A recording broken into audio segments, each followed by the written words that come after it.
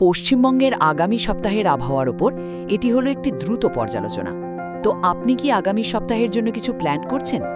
যদি করে থাকেন তাহলে জেনে রাখুন, আবহাওয়া কিন্তু আপনাকে প্রায় সব কিছুর জন্যেই সবুজ সংকেত দিচ্ছে। প্রথমেই বলি সবথেকে বড় খবরটা, আগামী গোটা সপ্তাহের জন্য আবহাওয়ার কিন্তু কোনো রকম সতর্কতা নেই, একদমই নেই। তার মানে আপনার যা যা প্ল্যান আছে নিশ্চিন্তে এগিয়ে নিয়ে যেতে পারেন। আর বৃষ্টির কথা ভাবছেন, ওটারও কোনো চিন্তা নেই, বুঝলেন? আকাশ কিন্তু একদম পরিষ্কার আর আবহাওয়াও শুষ্ক থাকবে। মানে ছাতা বা রেইনকোটের এই সপ্তাহে কোনো দরকারই পড়ছে না। তবে হ্যাঁ, একটা পরিবর্তন কিন্তু আসবে, আর সেটা হলো রাতের তাপমাত্রায়।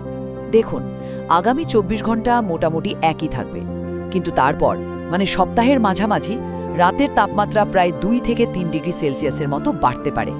সোজা কথায়, এখন যে হালকা চাদরটা লাগছে, সপ্তাহ শেষে সেটার হয়তো আর দরকারই পড়বে না। সুতরাং সব মিলিয়ে যদি বলি, প্ল্যান করার জন্যে এটা একটা দারুণ সপ্তাহ।